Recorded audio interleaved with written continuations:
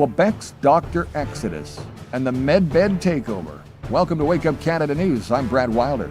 This next article was researched and written by one of our Wake Up Canada News contributing reporters. We said this was going to happen, and now it's happening. Quebec's recent laws weren't just about controlling doctors or managing healthcare. They were designed to push traditional physicians out of the system, silence dissent, and centralize control over advanced medical technology like medbeds.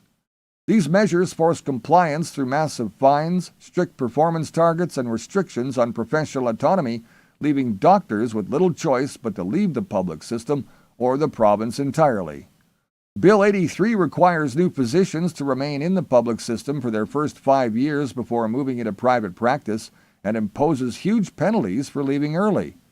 Bill 2 ties a portion of doctors' pay to rigid performance metrics, such as how quickly patients are seen in emergency rooms or how many procedures are completed on schedule, and bans coordinated action among doctors, effectively silencing professional advocacy. On the surface, these laws are framed as improving access to care, but in reality, they punish doctors rather than fixing the system's real problems: understaffing, outdated infrastructure, and long wait times. The effect was predictable. Hundreds of Quebec-trained doctors are now applying to practice in Ontario, and many others have already left the public system entirely or the country. Quebec is losing highly trained professionals at a time when patients need them most. Rural and underserved areas are particularly vulnerable, and patients will experience longer wait times and diminished care. The exodus of doctors makes it easier to push in centralized technology like medbeds. With independent practitioners sidelined or gone, the government can present these expensive high-tech systems as the solution. Patients are made dependent on technology instead of their trusted general practitioners, and the public is encouraged to be grateful simply for access to these devices. Essentially, the medbeds replace the traditional doctor, shifting the balance of power from independent professionals to centralized systems.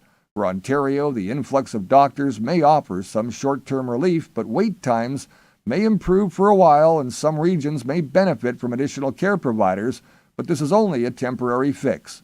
Ontario still faces systemic reviews, and importing doctors from another province doesn't address the underlying problems in the healthcare system. Quebec's approach shows exactly why professional autonomy matters. By imposing oppressive rules, silencing dissent, and forcing doctors into impossible positions, the government created a predictable crisis. The exodus of healthcare professionals was inevitable. Now, with doctors leaving and medbeds taking center stage, the province is reshaping its healthcare system into one that prioritizes control, centralization, and expensive technology over patient-centered care and professional expertise. This is about power and manipulation, and the people of Quebec will be the ones to feel the consequences first. But it doesn't leave out the rest of Canada. Thanks for watching Wake Up Canada News. Please like, share, and follow us on any of your favorite socials, including Facebook, YouTube, Rumble, BitChute, and even our website at wakeupcanadanews.com. Till next time, remember you're the voice, and it's time to make it count. I'm Brad Wilder. I'll see you soon.